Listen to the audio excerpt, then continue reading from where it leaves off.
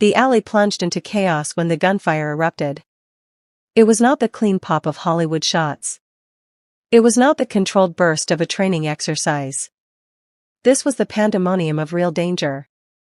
The frenzy of bullets ricocheting off walls in a storm of noise and fear. Whitley Gardner slumped against the sleek sedan, his tailored navy ensemble now marred with blood, clutching his grazed side where the wounds seared like molten metal. He watched his bodyguard, the man he had entrusted with his safety for 10 years, snap to attention with a look of calculation. "Derek," Whitley rasped, his voice barely cutting through the echoes. "What are you doing?" Derek Hale did not meet his employer's gaze. He fixed his stare on a distant shadow beyond the fray as he adjusted his earpiece. His posture was rigid. His expression blank. "Sir," Derek said, his tone laced with the detachment of a stranger who had guarded this mogul through countless threats. "I am stepping away from my duties. Effective now." The lead attacker, a masked silhouette with a raised weapon, advanced closer. "Mr. Hale, we are in the midst of an ambush. You cannot just leave." "I can, sir. And I am." Derek holstered his sidearm. "I have encountered a conflict that bars me from continuing this protection. Regrets for the disruption." Whitley lunged for his bodyguard's sleeve. "Derek, what conflict? What is this about? You have been my shield for a decade." For the first time, Derek glanced at his charge. In that fleeting look, Whitley spotted something unfamiliar in the man's eyes. Terror. Raw, icy terror. "I am sorry, Whitley," Derek murmured softly. "Truly." Then he vanished. His heavy boots pounded against the wet pavement. The chain-link fence rattled as he vaulted over it. The distant alley exit swallowed him whole with an air of permanence. Whitley remained pinned. His thoughts raced but failed to grasp the reality. This was meant to be a routine late-night meeting. A discreet negotiation to seal his groundbreaking deal. A step toward revolutionizing tech access for millions. And now he was isolated. In the driver's seat of the sedan, concealed by the tinted glass near the alley's edge, Sage Warner observed the scene play out. He clutched the steering wheel loosely, the keys forgotten in the ignition. He had been idling, waiting for Whitley's return from the meeting, when the assault started. Now he was rooted in place. He knew who Whitley Gardner was. The world did. His image graced every tech journal for years. The visionary who bootstrapped an innovation firm from a garage and built it into a global powerhouse. The innovator who vowed to democratize advanced tools and delivered. The philanthropist who donated fortunes annually beyond what most dreamed of earning. And now he huddled by the car looking like a titan reduced to rubble. Sage knew that expression. He had borne it 4 years ago when he stumbled home early from a grueling shift to discover his partner entangled with his closest comrade. He had borne it when he uncovered the emptied accounts. He had borne it when the debt notices flooded in, forged in his name for extravagances he never touched. He identified the expression of treachery. The assailants, 3 hooded forms with predatory stances and gleaming barrels, crept forward. A smirk curled on the leader's visible lips. He evoked to Sage a predator sizing up cornered prey. "Sir," the leader taunted, his words dripping with mock pity.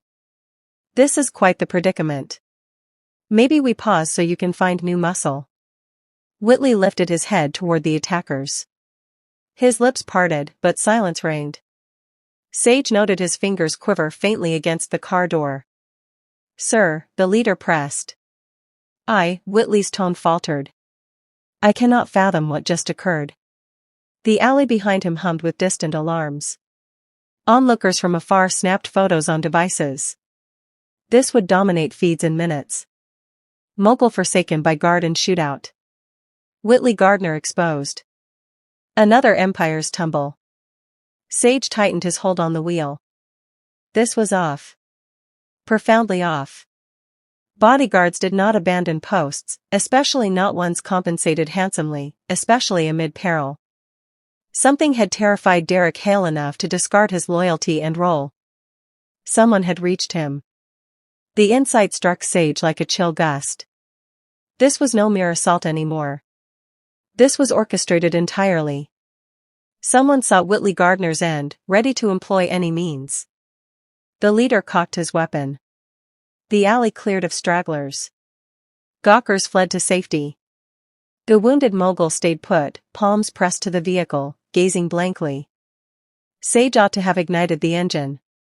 His role demanded only transport, not intervention. He had fares to chase before dawn. And the dispatcher always griped if timelines slipped. But he could not depart. He eyed Whitley Gardner, this icon with vast resources yet stripped bare. And he saw his reflection. He saw the instant when existence affirms no certainties. When trusted allies unmask as foes, when isolation engulfs utterly. A nearby sentry, a burly figure lurking in the shadows, neared Whitley. "Sir, you must move from this scene." Whitley gazed up with vacant stare. "Where could I possibly flee? There is a side path nearby. You can signal for aid there. Summon fresh protection." Whitley chuckled wryly. Fresh protection in moments for a threat this dire. He shook his head. Derek was the elite in personal defense. That is why I retained him, and he just fled. What other guard will intervene now? The sentry fidgeted uneasily. "Uncertain, sir, but you must vacate the area." Sage watched Whitley rise gradually. His motions were robotic. He steadied himself on the sedan and clutched his side loosely. Then he edged toward the alley mouth, toward escape, toward Sage's vantage in the vehicle. Their gazes locked. Merely for an instant, under a second. But in that swift exchange, Sage discerned something in Whitley Gardner's eyes that stirred his core. Underneath the shock and dread, lurked another element. Resolve, a faint ember unquenched amid the blaze. He refused surrender. Even stripped, even bereft, he intended to battle. Sage knew that ember well. He had harbored it on bleak evenings when debts mounted and credentials vanished and his kin regarded him with weary concern. That obstinate, foolish, splendid denial of defeat. Whitley shuffled past the car. He carried the scent of fine fragrance and urgency. His steps weighed heavy as he slipped into the dim passage and faded from view. Sage lingered alone by the idling sedan. The engine hummed low. The bullet marks on the hood gleamed under lamps, twice as stark now. He should resume his route. Instead, he cut the ignition. He shed his cap and stowed it in the glove compartment of his neat attire. He smoothed his close-cropped hair and glanced at his reflection in the rearview mirror. He appeared as he was, a driver, a 35-year-old man who navigated for a living. A man who once aspired to lead security details like this and now merely ferried the powerful to evade scrapes. But he had also served in elite forces before life unraveled. He had earned commendations in his first tours. He had mastered tactics and probed threats and learned to unearth truths amid chaos. He was no operative. He might never reclaim that path, but he possessed knowledge. And presently, that man required someone with knowledge. Sage drew a steady breath. Then he exited the vehicle, tracing the route Whitley Gardner had taken. He lacked a script for what to say. He lacked certainty if the mogul would heed a chauffeur. He lacked assurance of true aid. But he must attempt, for he understood abandonment's sting. And none merited facing it solo. For years earlier, Sage Warner had it all. He remembered the exact moment he realized his life was perfect. It was a Tuesday evening in September, and he was sitting at the kitchen table of the small apartment he shared with his partner, Lena. His security manuals were spread across the surface. Sticky notes marking key protocols, highlighters in 5 different colors arranged in a neat row beside his notebook. Lena had made dinner. Grilled chicken with fresh herbs, his favorite. She brought him a plate and a cold beer and kissed the top of his head. "You're going to nail this contract," she said. "You are the sharpest protector I know." Sage smiled up at her. She was beautiful, his Lena, with warm eyes and a laugh that lit up rooms. They had met at a veterans support event 6 years earlier. He had been sharing stories from his tours. She had been there with her volunteer group. She asked for his number, and he gave it because something in her steady presence made him trust her right away. They moved in together 2 years later in a cozy ceremony with close friends. His army buddy, Jamal, had been his best man. Jamal had toasted to their future and joked about being next in line for happiness. By that September evening, Sage was advancing in private security. He worked high-profile gigs by day and trained at night.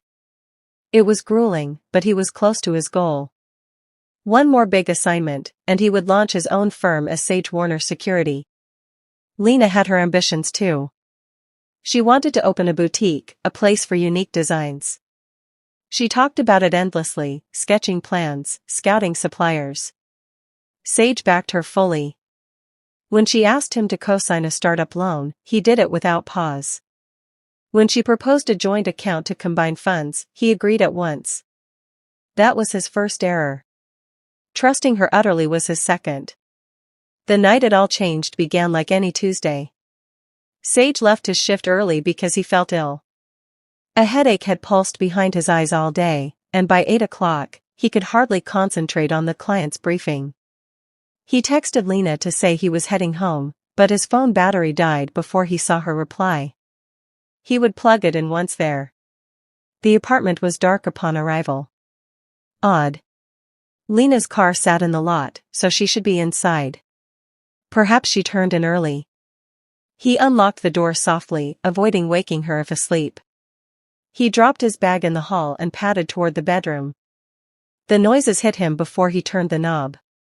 For a long moment, Sage stood frozen in his own hallway, hand inches from the door, hearing the unmistakable sounds from beyond. His brain rejected what registered.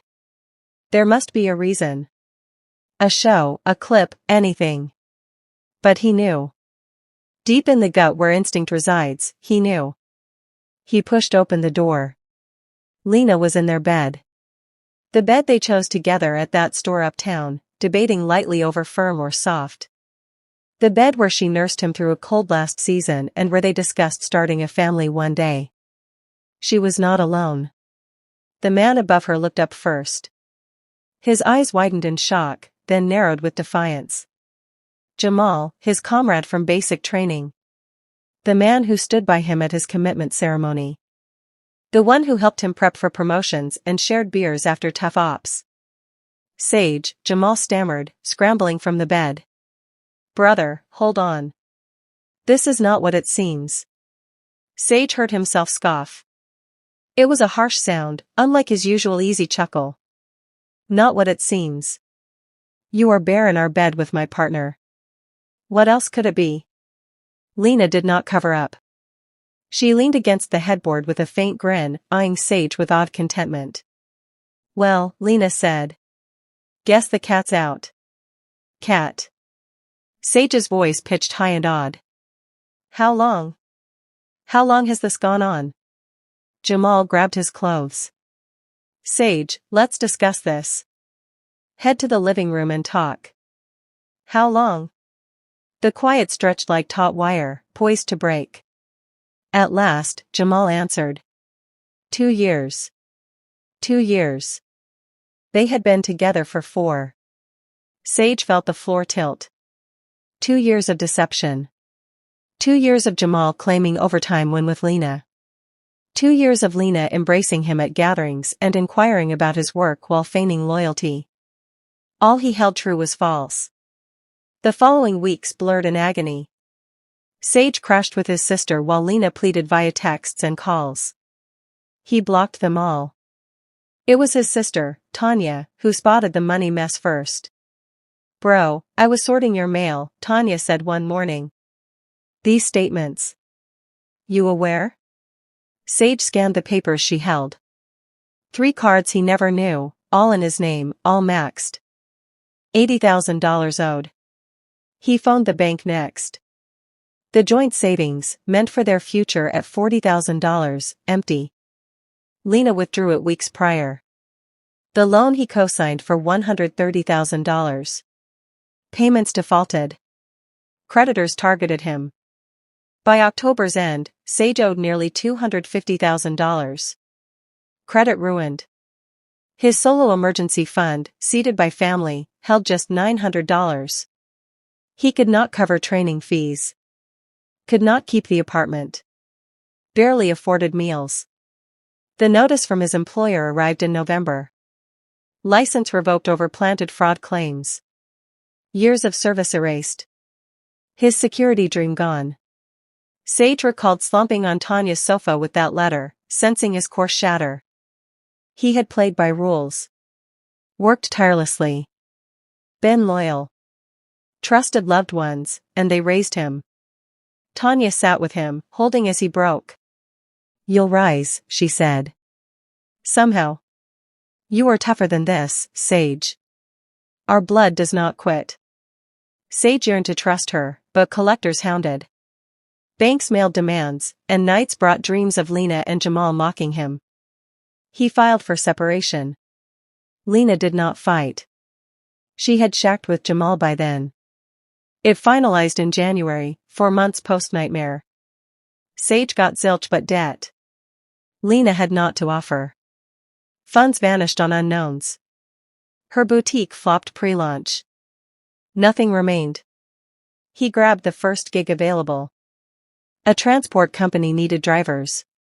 Pay low, hours flexible, fitting for one haunting protection hauls from afar. Daily, he ferried elites and watched guards. Stride in crisp gear. Daily, he recalled he should be among them. 4 years passed. Collectors eased eventually. Sage arranged plans for what possible, accepted some burdens eternal. Credit scarred long-term, perhaps forever, but he endured. Tanya urged dating. "You are strong and kind," she said. "Do not stay solo." But Sage shunned it.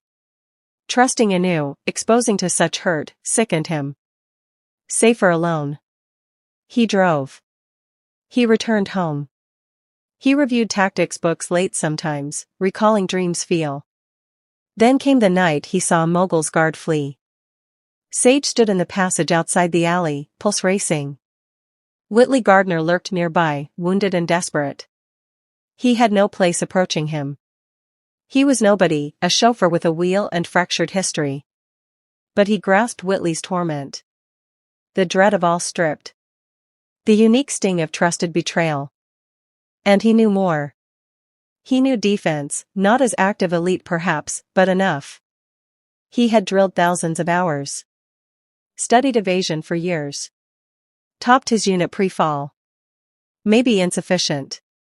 Maybe the mogul would dismiss him. But he must try, for without, who would? Sage found him slumped against a wall in the dim side path, head bowed, silver hair disheveled, sharp features twisted in pain, tailored navy soaked dark. He knocked lightly on a nearby pipe. Whitley looked up. Eyes red-rimmed. "What do you want?" "I saw the ambush," Sage said. "In the alley." "Then you saw I am done." He laughed bitterly. "Decades forging an empire. My life's work. Ends because my guard chose to run." Sage stepped closer. Why did he bolt? Did he explain? He cited conflict. But no conflict exists. Known Derek a decade. No conflict. Whitley shook his head. Someone swayed him. Scared him off. Now I have minutes to find aid for a hit this layered. "You will not," Sage said quietly. Whitley's gaze sharpened. "Thanks for the boost. Not discouraging. Truth-telling. No seasoned protector jumps in mid-crisis. Risk too high. Need to grasp all instantly, risk failure before foes. None will." "Then what?" Anger tinged his words. "Surrender? Accept a grave for deals I sealed? You could fend solo." Whitley stared.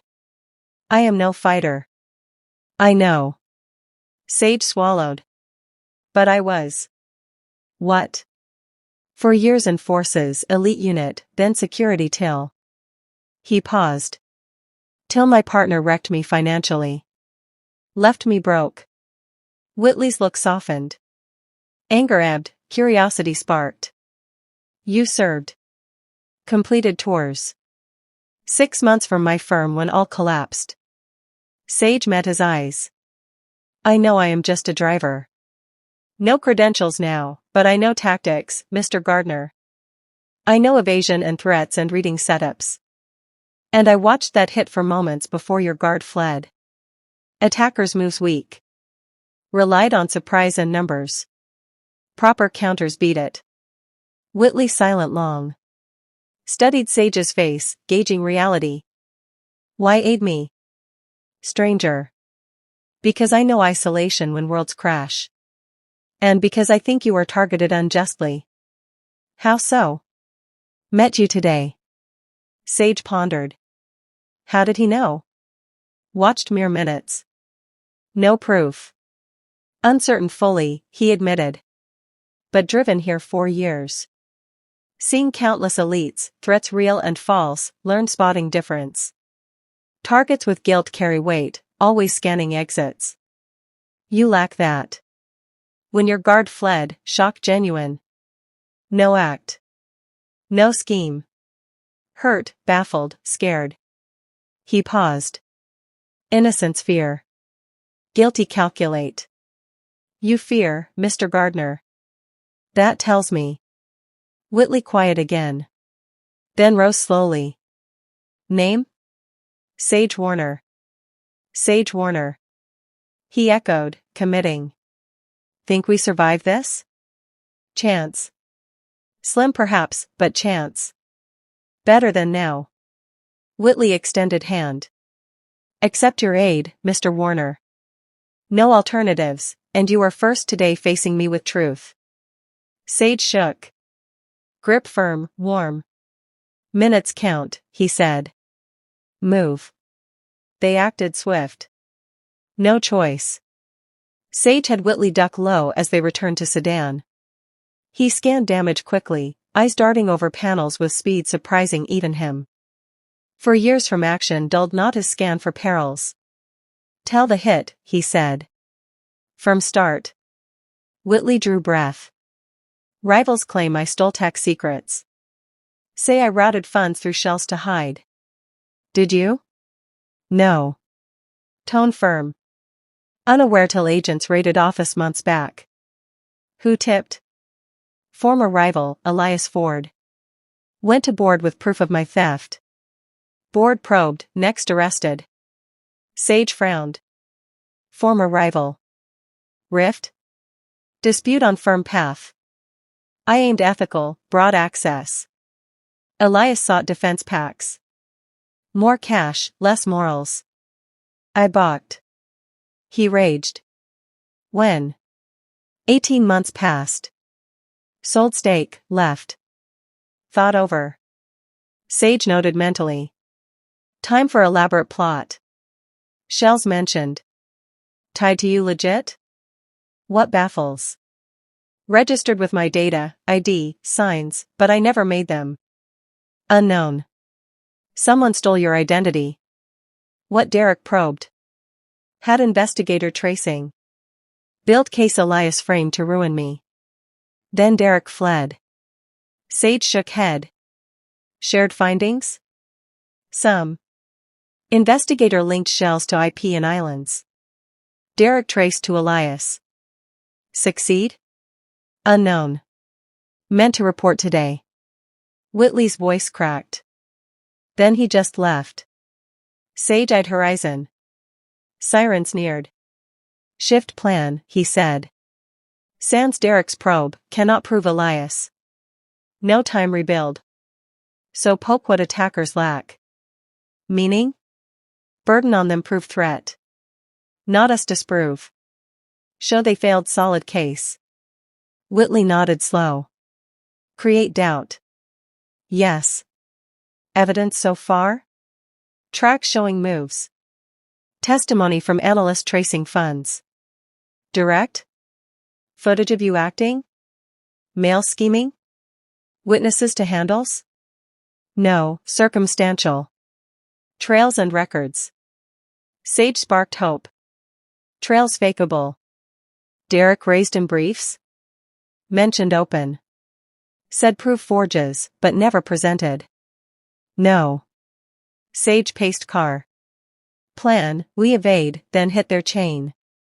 Question obtainment. Raise fraud not by you, against you. Without probe? Plant seed. Make pursuers question full truth. Do not need prove Elias. Just wonder. Whitley eyed with awe. You know this world. Told you I did. Did not doubt. Just. He trailed. Why really, Sage? Sage halted. Question surprised. Asked self same since alley. Told you. Know the feel. More. Whitley's gaze searched. Could have driven off. Resumed shifts. None blamed. None known. Sage quiet moment. Then sat across hood. For years back, partner wrecked life. Cheated with buddy. Stole every cent, left $250,000 debt. Lost home, savings, security dream. Whitley's face softened. Spent years driving, watching others guard live dreams. Watching some get safety, some fail it. All while telling self okay, accepted fate, moved on. He met eyes. But not. Stuck, frozen, fearing retry. Risk fail, risk hurt. Enough hurt lifetime. So why me? Because your guard fleeing stirred what absent for years. Anger. Not sad, scared, truly angry. Angry world hurts good folk. Angry power wrecks innocence, walks free. Angry hid 3 years not fighting. Sage breathed. Help you need it. But also help me recall old self. Good at this, meant protect, had future. Whitley reached, took hand. Simple, not romantic, human link. Understanding. Then battle together, he said. For us both. Sage nodded. Battle. They spent remaining time strategizing. Sage coached Whitley on basics, spot tails, basic holds, address threats. Quick learner, confidence grew. When distant lights flashed, signaling approach, Whitley stood shoulders square, chin high. Ready? Sage asked. No, admitted, but doing anyway. All courage is, doing anyway. They moved toward safe house. Sage led, scanning.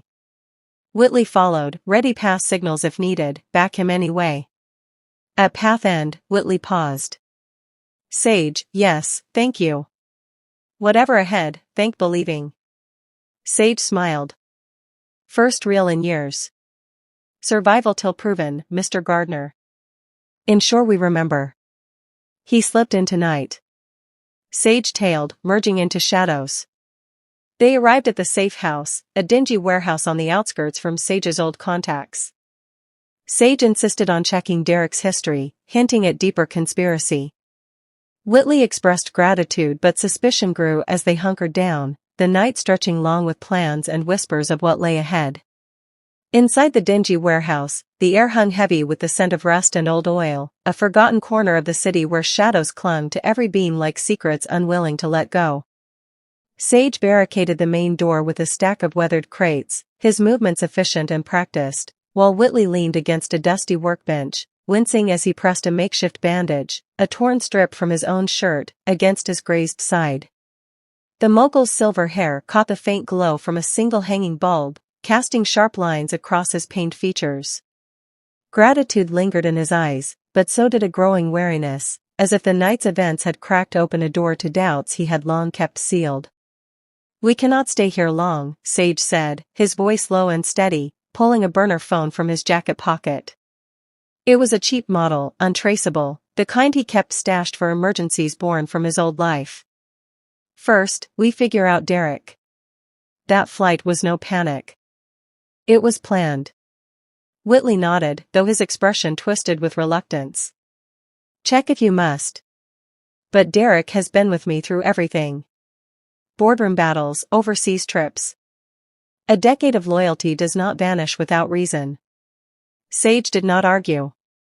He powered on the device, his fingers dancing across the screen with the precision of someone who had once navigated encrypted networks in far more hostile environments.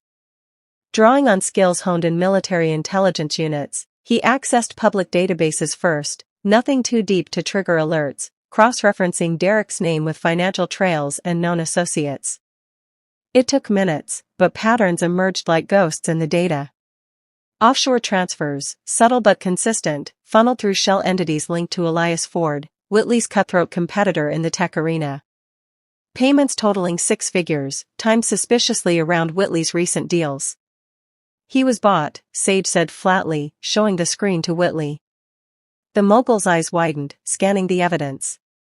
Impossible. I have known him forever. We shared meals, stories about our families.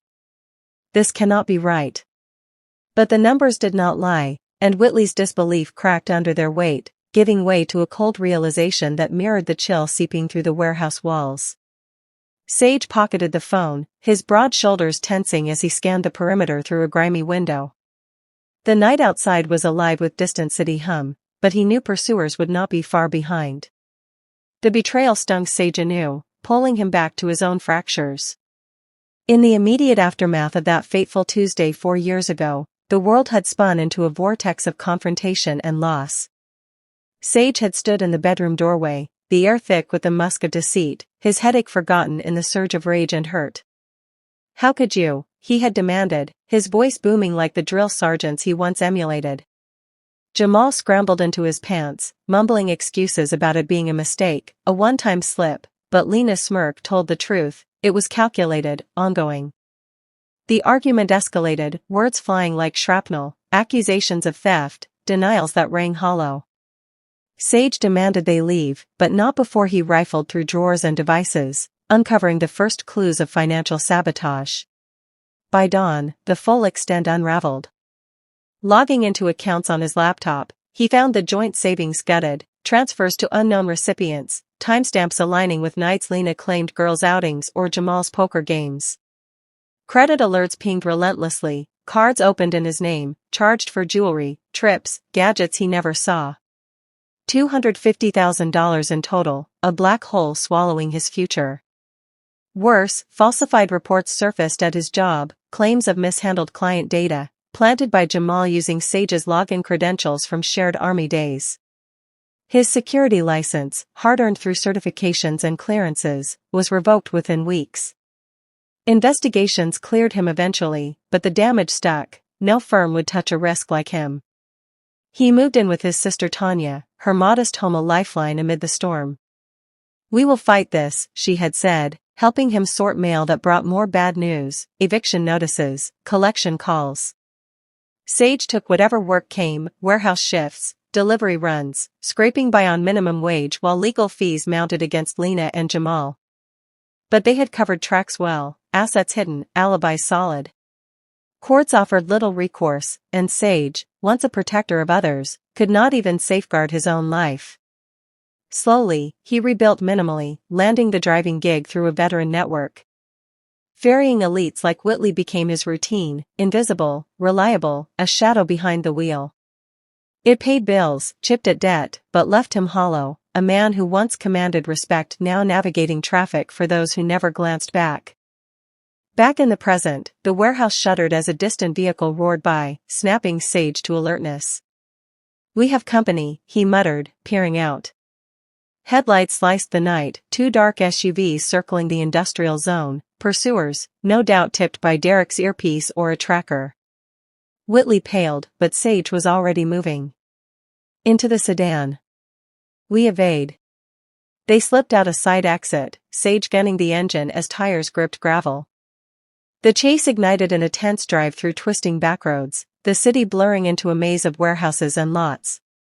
One SUV tailed close, ramming their bumper with a jolt that sent Whitley gripping the dash. Sage swerved into an abandoned industrial lot, a sprawl of rusted machinery and overgrown weeds, using the terrain to his advantage. The pursuer followed, but Sage braked hard, forcing them to overshoot. He leaped out, motioning Whitley to stay low, and circled in the shadows. The attacker emerged, a burly figure with a pistol drawn, scanning. Sage struck from behind, a swift tackle, leveraging his broad frame to pin the man, wrenching the weapon free with a twist born from countless drills. The struggle was brief but brutal, punches exchanged, but Sage's training prevailed, disarming him with a chokehold until the man slumped unconscious. Panting, Sage rolled up the attacker's sleeve, spotting a distinctive tattoo, a coiled serpent encircled by flames, the mark of Elias Ford's private militia, a shadowy group rumored to handle discreet operations for the exec. Linked to Ford, Sage confirmed, dragging the man to a chain-link fence and securing him with his own belt. Whitley emerged from the car, eyes wide. "How did you know that move?" Sage wiped sweat from his dark skin, his close-cropped hair damp under the street lamps. "Old habits. Now, tell me about this deal of yours." As they drove on, weaving toward safer ground, Whitley shared the details. His latest innovation, a breakthrough in accessible AI tech, threatened Elias Ford's monopoly on high-end systems sold to governments and corporations. Elias wanted partnerships with arms dealers, ethics be damned. I refused, bought him out. He vowed revenge, but I thought it bluster. Sage nodded, pieces clicking. The ambush was no random hit, it was corporate warfare, disguised as street crime to avoid scrutiny. Tension built as Sage pieced more together, using the burner to probe deeper, cautious queries into Whitley's firm databases, accessed via a backdoor app from his military days. The web emerged, Elias had not acted alone. He recruited Derek with those offshore bribes, a hacker to plant false trails in Whitley's systems, and an insider, likely a disgruntled exec, from Whitley's own board to leak meeting locations. The ambush was staged meticulously, masked as a robbery to eliminate Whitley, allowing Elias to swoop in, claim instability, and seize control through hostile takeover bids already filed quietly. By the time they returned to the warehouse, having looped the city to shake any remaining tails, the full scope loomed like a storm cloud. Sage spread printouts from a hidden printer in the corner, marking connections with a marker. Whitley's face hardened, the initial disbelief giving way to resolve. "This ends my empire if we do not stop it." Sage met his gaze, the weight of his own unresolved pain fueling his words. "We will. I will help you. Not just because you need it, but because I cannot let another betrayal win." The vow hung between them, drawing from the scars Lena and Jamal had left, turning Sage's past shadows into the light they needed for the fight ahead. The night stretched on, filled with plans, contacts to rally, evidence to gather, the warehouse a fragile sanctuary amid the growing storm. The warehouse's fragile sanctuary held for mere hours before the storm broke. Sage paced the dimly lit space, his eyes flicking to the grimy windows where moonlight filtered through cracks like wary sentinels. Whitley sat on an upturned barrel, reviewing the printouts under the bulb's harsh glare, his sharp features etched with concentration. Their plans had taken shape, discreet calls to trusted allies, digital probes into Elias's operations, a timeline to expose the web before it tightened further. But the night refused to cooperate. A low rumble of engines echoed from the street outside, growing closer, unmistakable in its intent. Sage froze, signaling Whitley to silence. "They found us," he whispered, extinguishing the light with a swift twist. Darkness swallowed them, broken only by the faint red glow of an exit sign. The pursuers had tracked them somehow, perhaps a planted device on the sedan or a tip from Derek's network. Sage cursed under his breath, his mind shifting to combat mode. 3 vehicles screeched to a halt outside, doors slamming as footsteps multiplied. Voices barked orders, low and professional, not the chaotic shouts of amateurs. These were Elias's militia, hardened operators drawn from private security firms, the kind who erased problems without questions. Sage grabbed Whitley's arm, pulling him deeper into the maze of stacked crates and forgotten machinery. "Stay low. Follow my lead." Whitley's breath came in shallow bursts, his boardroom command ill-suited to this gritty arena, but a spark ignited in his eyes, a defiant glint that refused to yield, even as vulnerability trembled in his hands. Sage moved like a ghost, his veteran instincts flaring to life. He had earned medals in operations where shadows were allies and hesitation meant death, a bronze star for extracting a team under fire in a desert outpost, commendations for dismantling insurgent traps in urban sprawls. But those missions had gone wrong too often, ambushes born from faulty intel, one final op where a misplaced trust in a local guide led to casualties and his honorable discharge, scarred by survivor's guilt. Now, those skills surged back.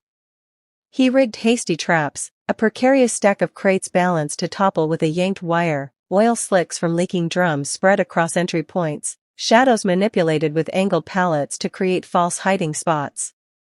When they breach, he murmured to Whitley, "We turn the hunter into the hunted." The door rattled, then burst open under a forceful kick. Flashlights pierced the gloom, beams sweeping like predatory eyes. 5 figures advanced, clad in tactical gear, weapons at the ready, pistols with suppressors, one carrying a compact rifle. Sage waited, heart steady, counting their steps. The lead intruder slipped on the oil, stumbling forward. Sage pulled the wire, crates cascaded in a thunderous avalanche, pinning one man and scattering the group. Chaos erupted. Shouts filled the air as Sage emerged from the shadows, tackling the nearest assailant with a shoulder charge that sent the man crashing into a metal shelf. He disarmed him with a fluid twist, using the butt of the pistol to stun another who lunged from the side. Whitley, hidden nearby, watched in awe and fear. This was not his world of negotiations and spreadsheets. Vulnerability gripped him as bullets whined past, chipping concrete.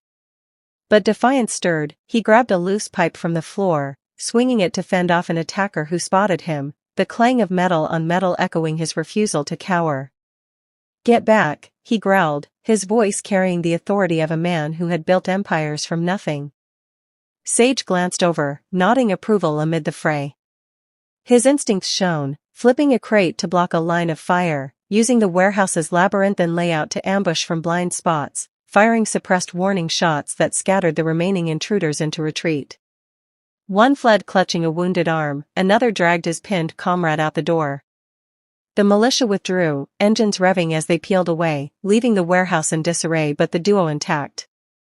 Panting, Sage secured the door again, his broad frame silhouetted against the moonlight. "That bought us time, but not much. We move soon." Whitley lowered the pipe, his hands shaking but his chin lifted. "You handled that like a pro. Those moves, where did you learn?"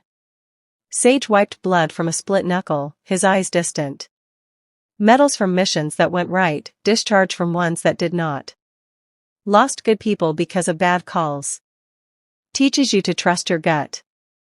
Whitley's vulnerability softened into respect. This chauffeur was no ordinary man, and in that spark of defiance, he saw a partner forged in fire.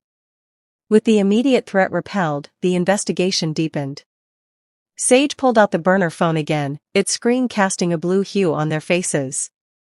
"We contact your team, but discreetly. No details, just confirm loyalty." Whitley dialed a secure line to his executive assistant, a longtime confidant named Carla, speaking in coded phrases about rescheduling the merger review.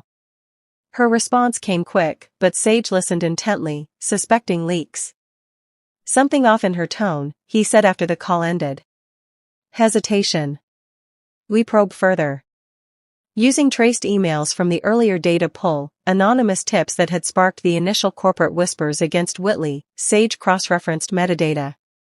Patterns emerged, IP addresses bouncing through proxies, but one slip revealed a digital fingerprint tied to a known hacker, Victor Kane, a freelance cyber operative with a history of corporate espionage.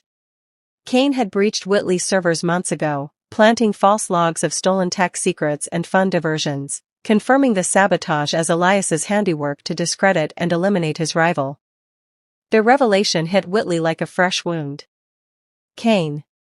I turned down his bid for a contract last year. This is payback, layered with Elias's greed."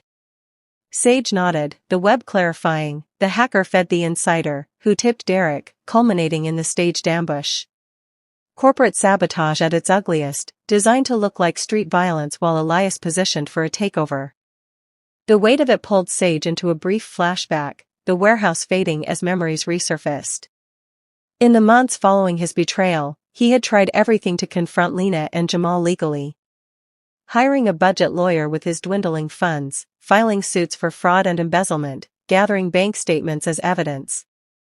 But their planted claims, forged emails suggesting Sage authorized the charges, manipulated logs showing him as the reckless spender, muddied the waters.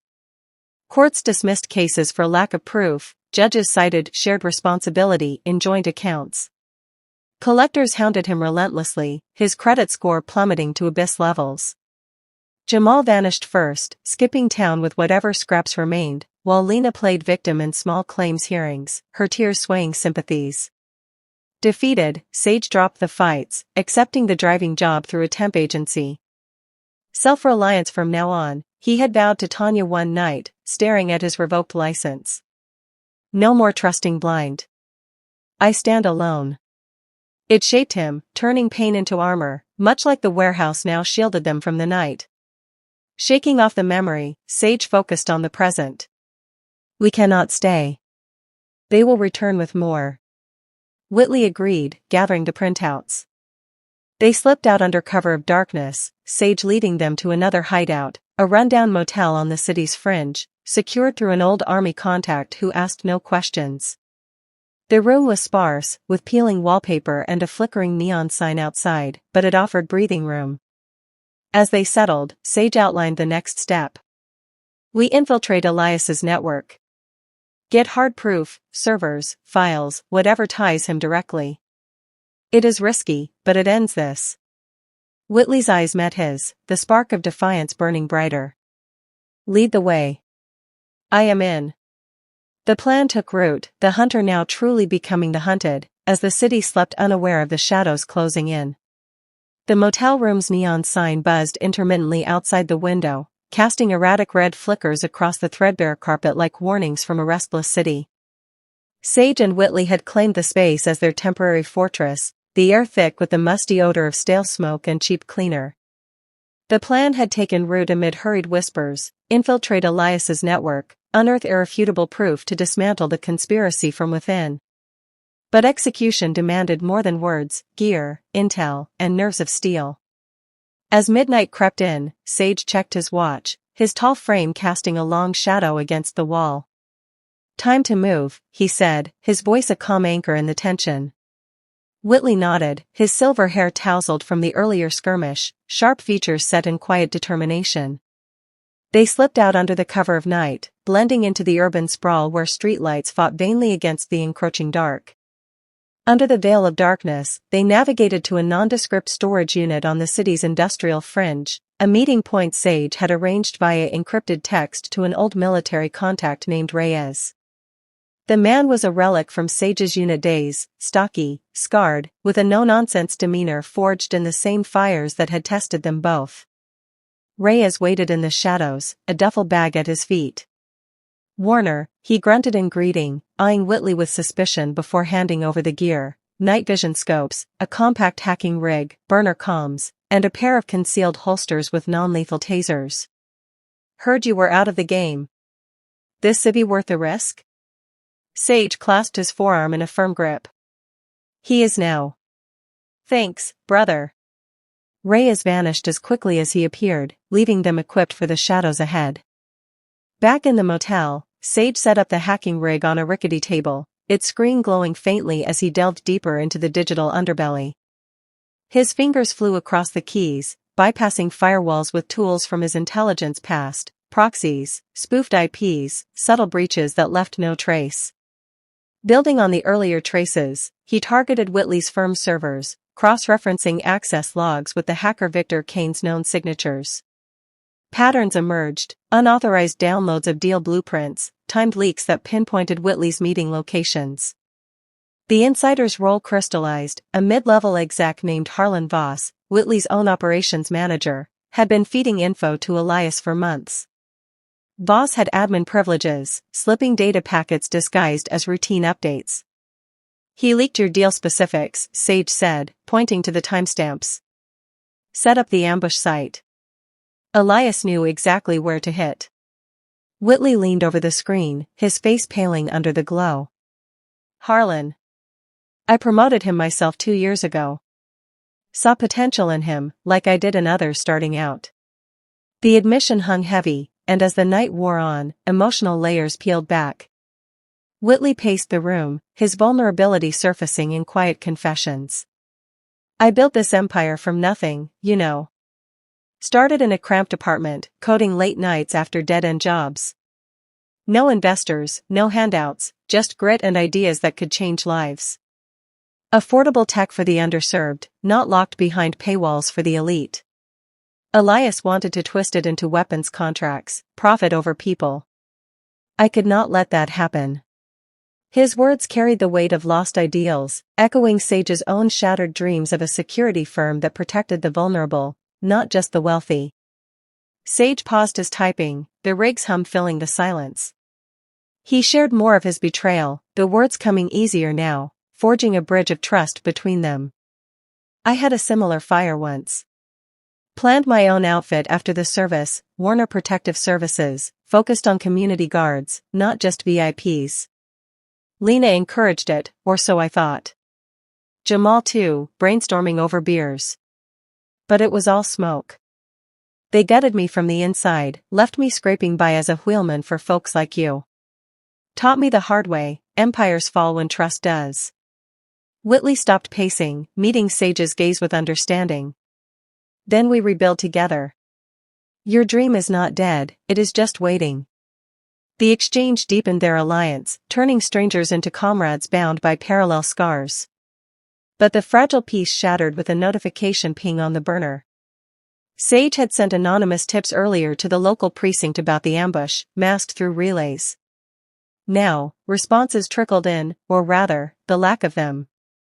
Digging into public police logs and cross-checking with a back-channel scan, the twist revealed itself. The lead detective on the case, a veteran named Harlan Quinn, had dismissed the tips outright, logging them as unsubstantiated pranks. Further probes uncovered buried transfers, discrete payments from Elias's offshore accounts to Quinn's personal holdings, funneled through charities as donations. He is on Elias's payroll, Sage said, the revelation shifting their focus.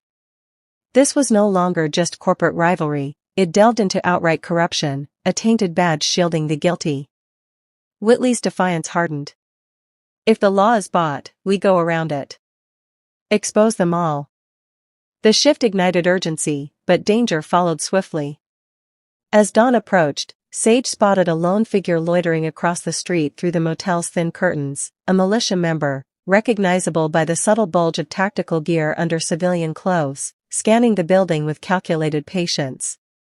We are made, Sage hissed, grabbing the gear. They bolted out the back, into the labyrinth of city backstreets where dawn's first light painted the alleys in gray hues. The militiaman gave chase, his footsteps pounding like a relentless drum, closing the gap with train speed. The foot chase erupted through narrow passages cluttered with overflowing dumpsters and chain fences. Sage led, his broad-shouldered form weaving with agility, but Whitley struggled, his wound slowing him. The pursuer fired a suppressed shot, the bullet grazing a wall inches from Sage's head. Keep moving, Sage urged, shoving Whitley behind a parked van for cover. The attacker rounded the corner, weapon raised, but Sage countered, lunging from the shadows, deflecting the gun arm with a forearm block while delivering a knee to the midsection. The scuffle intensified, punches traded in a blur, the militia man landing a solid hit to Sage's ribs, cracking bone with a sharp pain that made him gasp. Minor injury, but it burned like fire, slowing his breaths. Whitley, spotting the opening, grabbed a loose brick from the ground and swung it, connecting with the attacker's shoulder in a defiant crack that staggered him. Sage capitalized, sweeping the legs and pinning him with a hold until the man went limp from a pressure point strike. You all right? Whitley asked, helping Sage up, his own hands bloodied from the effort. Sage nodded through the pain, his veteran grit shining despite the ache. Just a bruise. We cannot linger. They zip-tied the assailant to a fence, leaving him for the authorities they no longer trusted. Fleeing deeper into the back streets, they ducked into an abandoned storefront to catch their breath. Sage, ignoring his throbbing side, powered up the hacking rig one last time before ditching the motel traces. A final breach yielded partial files from Elias's periphery servers, snippets of bribe ledgers, emails outlining payments to Derek, Boss, Kane, and Quinn. Not the full trove, but enough to show the corruption's veins, dates, amounts, coded instructions for the robbery setup. This proves the bribes, Sage said, saving the data to an encrypted drive. But we need more, the core files from Elias's office. We break in tonight. Whitley's eyes met his, the spark of defiance now a steady flame. Then we plan it. No turning back. As the city awakened around them, oblivious to the unraveling web, they huddled over the rig, mapping the infiltration, entry points, security bypasses, extraction routes. The minor injury throbbed in Sage's ribs, a reminder of the cost, but it fueled his vow: this conspiracy would not claim another victim. The day stretched ahead, a prelude to the night where shadows would yield their secrets, and the fight would press on unrelenting. The day dragged on in the abandoned storefront, a stifling limbo where tension simmered like heat rising from cracked pavement. Sage and Whitley alternated watches through the boarded windows, the partial files on the encrypted drive a tantalizing but incomplete weapon. Sage's rib injury throbbed with every breath, a persistent reminder of the chase, but he pushed it aside, focusing on the blueprint sketches of Elias's office building, pulled from public records and enhanced with his tactical overlays. Whitley contributed details from past visits, security rotations, access points, blind spots in camera coverage. As dusk fell, the city transformed into a glittering predator, lights winking on like eyes in the dark. They geared up in silence, donning dark clothing from Reyes's duffel, the tasers holstered discreetly. This could go wrong a dozen ways, Sage said, his voice steady but laced with the gravity of experience. Whitley's response carried that familiar spark. Then we make it go right. They stepped into the night, shadows among shadows, heading into the lion's den.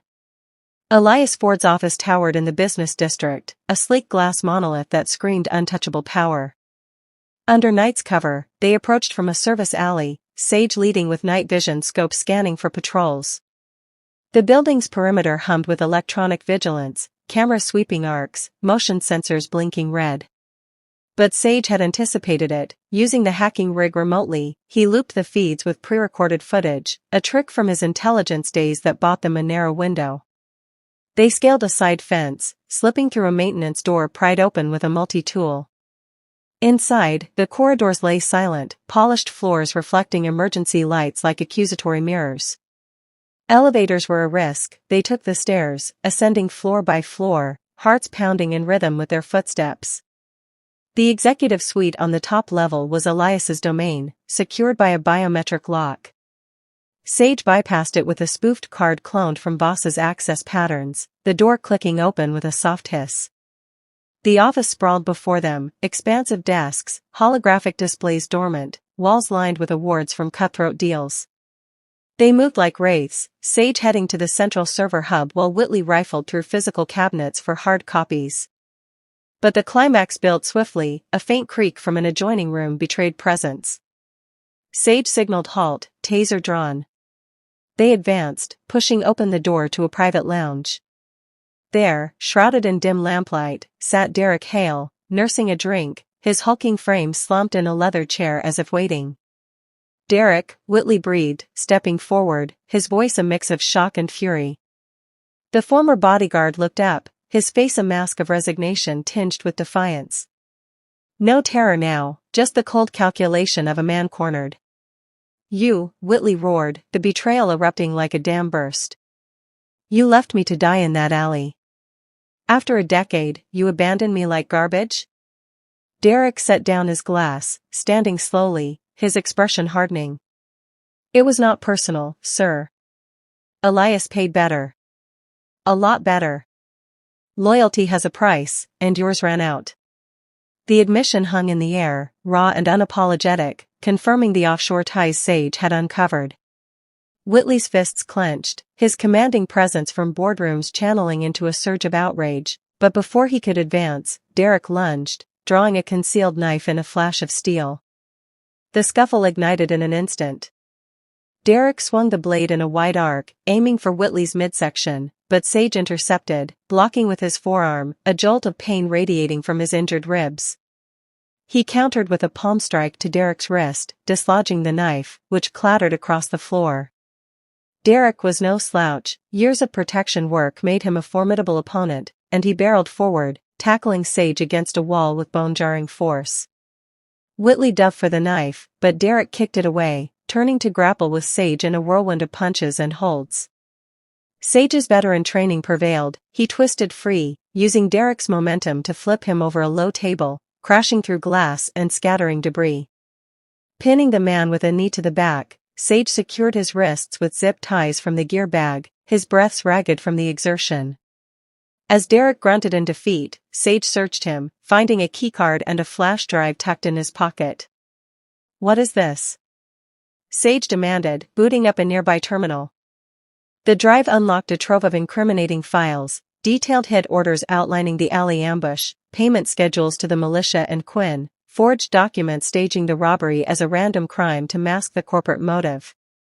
Emails chained Voss, Kane, and Derek in the loop, with Elias's signatures authorizing it all. A conspiracy laid bare, proving the setup to eliminate Whitley and pave Elias's takeover. "You sold me out for this?" Whitley said, voice low with disgust, scanning the files. Derek sneered from the floor. "Business is business." Elias offered a future. "You were the past." Tension peaked as a door slammed in the outer office. Footsteps approached, deliberate and unhurried. Elias Ford himself emerged, impeccably dressed in a dark suit, his lean frame exuding the arrogance of unchecked power. In his hand, a sleek pistol gleamed under the lights, leveled at them with casual menace. "Gentlemen," Elias said, his voice smooth as silk over steel. "You have saved me the trouble of hunting you down." Whitley's eyes narrowed, defiance blazing. "It ends here, Elias." "We have proof." Elias chuckled, glancing at the terminal. "Proof that will never see light. You should have died in that alley." The standoff ensued, the room electric with peril, Elias's finger tightening on the trigger, Sage and Whitley exposed, Derek smirking from his bonds. Sage's mind raced, echoing a past mission in a hostile compound where a precise throw had disarmed a sentry and saved his squad. Channeling that skill, he feigned a slight shift, drawing Elias's aim, then hurled the confiscated knife from Derek's pocket in a fluid arc. It struck the pistol's barrel with pinpoint accuracy, knocking the weapon from Elias's grasp and sending it skittering across the floor. Elias recoiled, clutching his hand, shock fracturing his composure.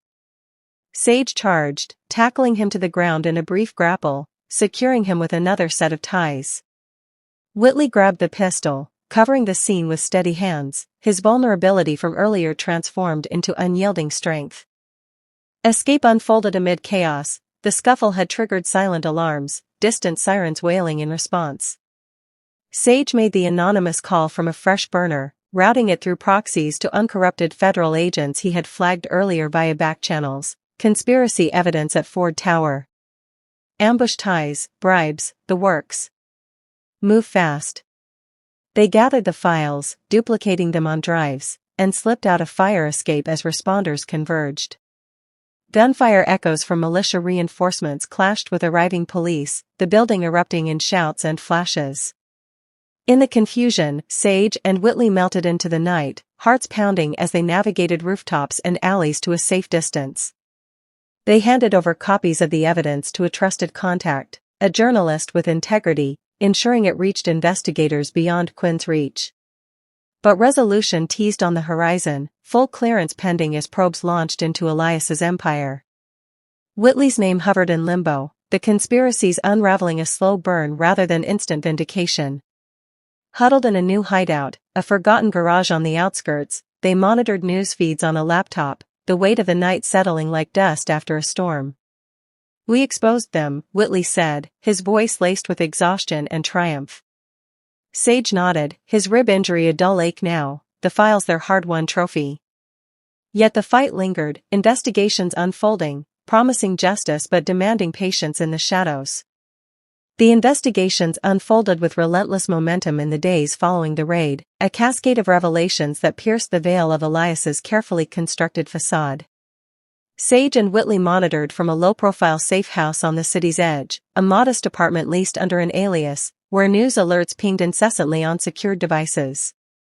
Federal agents, untainted by Quinn's corruption, dissected the files with forensic precision, cross-verifying hit orders against bank records and witness statements. Derek's interrogation cracked first. Under pressure, he detailed the bribes, the staged robbery's blueprint, and Elias's direct commands. Voss followed, trading testimony for reduced charges, exposing Kane's digital fingerprints on the leaks. Quinn's dismissal of tips unraveled as his own payments surfaced, leading to his suspension and eventual indictment. The plot lay exposed, a meticulously orchestrated scheme to assassinate Whitley, frame it as urban crime, and position Elias for a hostile acquisition of Gardner Innovations. Whitley was cleared formally within a week, a press conference sealing it, agents praising the anonymous whistleblowers while Whitley's name emerged untarnished, the victim of corporate malice. Media swarmed, headlines shifting from "Mogul in Peril" to "Empire Vindicated," painting Whitley as a resilient pioneer. His company thrived in the aftermath. Stocks, which had dipped amid the scandal, rebounded with vigor, climbing steadily as investors poured in, drawn to the narrative of ethical triumph over greed. Partnerships renewed overnight, tech demos rescheduled with heightened buzz, and charitable arms expanded, channeling the surge into initiatives for underserved communities. Whitley stood taller in board meetings, his silver hair groomed impeccably once more, sharp features radiating quiet authority as he steered the firm toward new horizons. Gratitude defined their first private meeting post-clearance, in the sunlit study of Whitley's estate, overlooking rolling lawns that stretched like a green sea. Sage arrived unannounced, his broad-shouldered frame filling the doorway, close-cropped hair still damp from a morning run to clear his mind. Whitley rose from his desk, extending a hand that pulled him into a brief, firm embrace. "You did not just save me that night," Whitley said, his voice thick with emotion. "You rebuilt what was breaking." He gestured to a leather-bound folder on the desk, sliding it forward. Inside lay legal documents, transfers erasing Sage's $250,000 debt in full, routed through anonymous trusts to avoid scrutiny.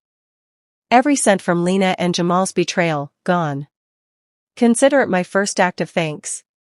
Sage flipped through the pages, the numbers blurring as old burdens lifted, a weight he had carried like an invisible chain finally snapping. "This is too much. I helped because it was right." Whitley's eyes held steady, that spark of defiance now warmed by sincerity. "And this is right. But I offer more. Head of security for Gardner Innovations. Full authority, resources to build a team your way. Protect what matters, not just me, but the vision." The position resonated deeply, aligning with Sage's lost dreams of leading protections that prioritized integrity. He accepted with a nod, the decision igniting a sense of purpose long dormant, a fire rekindled in his core. Their bond grew organically in the ensuing months, deepening from alliance to a profound friendship that hinted at layers beyond. Mutual respect evolved through shared routines, early strategy sessions where Whitley's boardroom acumen met Sage's tactical edge, forging unbreakable plans. Evenings often stretched into late talks on the estate's terrace, glasses of aged scotch in hand as stars wheeled overhead. Whitley opened about his early struggles, the garage days coding through hunger pangs, rejections from backers who saw no value in accessible tech. "I nearly quit a dozen times," he confessed one night, the city lights twinkling below like captured dreams.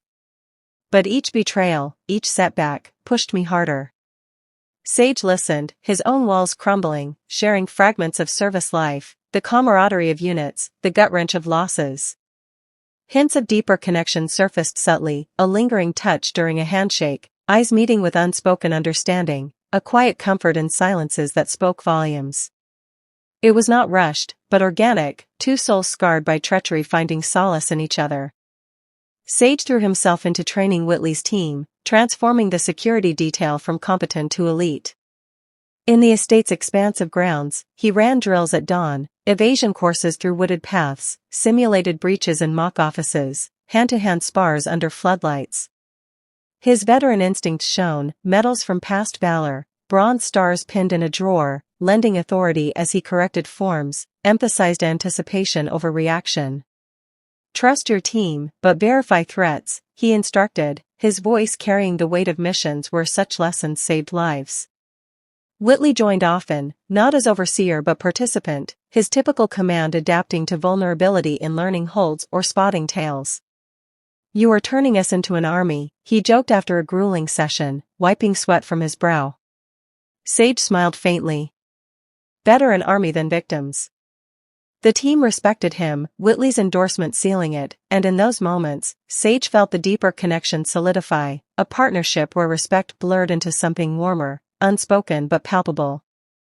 Flashback closure arrived unbidden one afternoon, as Sage reviewed team reports in his new office, sunlight slanting through windows onto polished surfaces. The betrayal by Lena and Jamal replayed in his mind, not as torment but as a forge that had tempered him.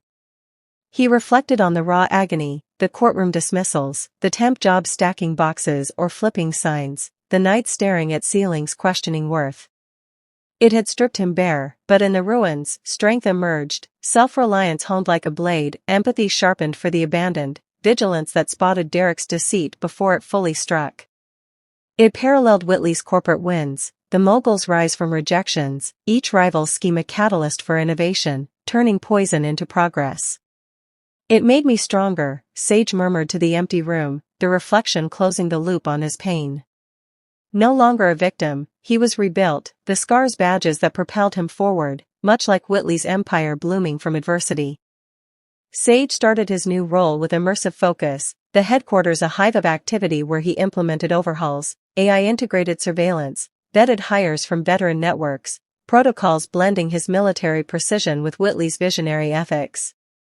His first day buzzed with meetings, briefing execs on threat matrices, coordinating with Carla on access controls, his presence commanding respect from the outset. Purpose coursed through him, the driver eclipsed by the protector, each decision a step toward the firm he once envisioned. Yet, as he settled into the rhythm, a subtle foreshadowing crept in, an unmarked envelope slipped under his door that evening, containing a faded photo of Lena and Jamal, a cryptic note hinting at unfinished business. The past, it seemed, whispered of return, a shadow on the horizon of his hard-won peace. Word count, 1582, Control 12. The investigations pressed forward with unyielding scrutiny in the weeks after the raid, a meticulous dissection that peeled back layers of deception like an onion under a surgeon's knife.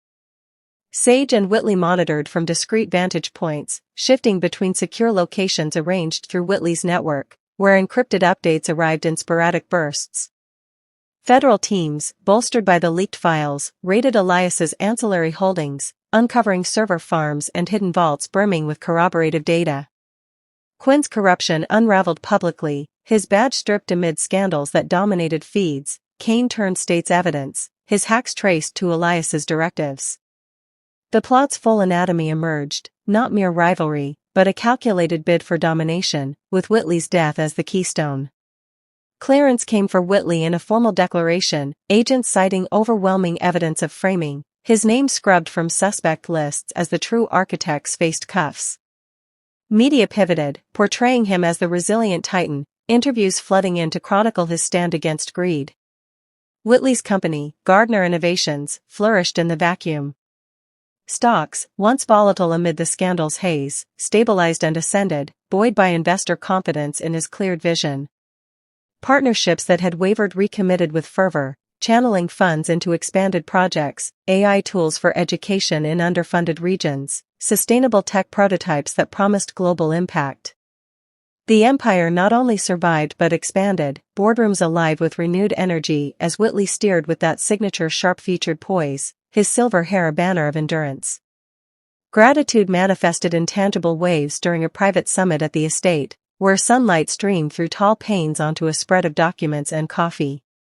Whitley, composed in fresh attire, faced Sage across the table, his eyes conveying depths words struggled to match. "Your actions did not just preserve me," he said, voice steady but laced with warmth. "They safeguarded everything I built." He presented a sealed portfolio, arrangements to eradicate Sage's $250,000 debt entirely, facilitated through philanthropic channels that anonymized the gesture. Every trace of that betrayal, erased. No strings, just equity. Sage leafed through, the figures a balm on old wounds, the financial noose loosening after years of constriction. "This changes everything. But I earned my way out." Whitley's response held firm. and you will continue to. I offer the head of security role at Gardner. Full reign to shape it, budgets, personnel, strategies aligned with our ethos.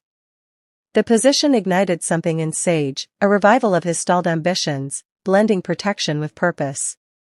He accepted, the decision settling like a long-awaited homecoming, infusing him with direction he had thought forever lost. Their bond grew steadily in the subsequent months, evolving from forged-in-fire camaraderie to a deeper, unspoken connection that enriched their days. Mutual respect deepened through collaborative efforts, strategy huddles where Whitley's innovative mind complemented Sage's tactical acumen, yielding unbreakable defenses. Afternoons often bled into evenings on the estate's grounds, walks along manicured paths turning confessional. Whitley shared vulnerabilities, the solitary climb from obscurity, the sting of early betrayals by partners who pilfered ideas. Success isolates, he admitted one twilight, the setting sun gilding his features. But you remind me trust can rebuild. Sage reciprocated, his guarded layers peeling in the safety of their rapport, hints of affection surfacing in shared silences or a supportive clasp during reviews. The connection hinted at more, subtle, unhurried, a warmth that transcended alliance, rooted in mutual healing. Sage immersed in training Whitley's team, elevating them from standard to exemplary.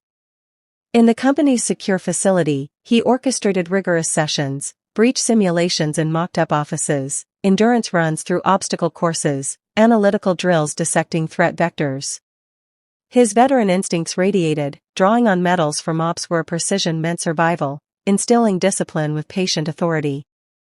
Whitley's involvement amplified it. He participated not as overseer but learner, his boardroom command adapting to physical demands, vulnerability yielding to sparks of defiance in mastering grapples or evasion. Your methods are transforming us, he noted after a sweat-drenched exercise, respect evident in his gaze. The team coalesced under Sage's lead, their efficiency a testament to the deepening bond, where hints of deeper sentiment, a lingering look during debriefs, a quiet dinner shared, wove into their fabric. Flashback closure enveloped Sage one quiet morning in his new quarters, sunlight filtering through blinds as he sifted old mementos, a faded commendation ribbon, a crumpled debt. Notice. The betrayal by Lena and Jamal replayed not as torment but as a pivotal forge, reflections clarifying how it had sculpted his strength. He recalled the legal battle's futility, courtrooms where planted evidence, fabricated logs, coerced witnesses, tilted scales against him, judges ruling insufficient proof despite his pleas. The sting of defeat had driven him to temp gigs, stacking shelves or hauling freight, each menial task a grind that built resilience. Nights with Tanya offered solace, her encouragement a lifeline, rise above, brother. It paralleled Whitley's corporate ascents, the mogul's triumphs over schemers, each sabotage a catalyst for breakthroughs, turning adversity into innovation. The pain had honed Sage's empathy, sharpened his vigilance, transformed isolation into independence. It made me stronger, he acknowledged, folding the ribbon away, the chapter sealing with acceptance, the betrayal no longer a haunt but a cornerstone, empowering his present. Sage started his new role with immersive commitment, the headquarters a dynamic arena where he enacted sweeping reforms, integrated AI surveillance nets, vetted recruitments from diverse backgrounds, protocols emphasizing ethical oversight. His first weeks buzzed with initiatives, briefing sessions with department heads, field tests of new gear, collaborations with Whitley's R&D for custom defenses. Purpose infused every action, the once invisible driver now a pivotal force, respect from colleagues affirming his place. Yet, as routine solidified, a subtle foreshadowing emerged, a vague voicemail on his personal line, a voice from the past murmuring, "We need to talk," hinting at unresolved ties that might resurface, a whisper amid his rebuilt life. The city skyline glittered under the crisp autumn sun of 2027, a far cry from the shadowed alleys and desperate gambles that had once defined Sage's world. 2 years had slipped by like a quiet river, carrying away the debris of betrayal and reshaping the banks of his life. The penthouse office of Vanguard Security Solutions overlooked the bustling streets of downtown Chicago, where executives in tailored suits hurried between meetings, oblivious to the undercurrents of digital threats that Sage now navigated with effortless precision. His firm had grown from a modest startup into a powerhouse, specializing in cybersecurity for high-profile clients, corporations, celebrities, and even a few government contractors who valued discretion above all else. Sage leaned back in his ergonomic chair, scanning the holographic display projected from his desk. The partnership with Whitley's empire had been the catalyst, injecting capital and connections that propelled Vanguard into the big leagues. Whitley's conglomerate, with its tentacles in tech, real estate, and media, provided the perfect synergy. Sage's expertise in ethical hacking and threat assessment complemented Whitley's vast network, creating a symbiotic relationship that had netted them multimillion-dollar contracts. It wasn't just business, it was a mentorship forged in mutual respect. Whitley, ever the shrewd patriarch, had taken Sage under his wing, sharing lessons from decades of boardroom battles and market manipulations. "Remember, kid," Whitley had said during one of their late-night strategy sessions over single malt scotch, "power isn't about the code you crack, it's about the alliances you build. Trust is currency, but verify everything twice." Sage had absorbed it all, transforming from a lone wolf into a calculated leader. His team now numbered 50, a mix of sharp-minded analysts, former military operatives, and young prodigies fresh from MIT. Mornings started with briefings on the latest ransomware trends, afternoons with client pitches, and evenings with simulations that kept everyone on their toes. On the personal front, Sage had rebuilt with the same meticulous care he applied to firewalls.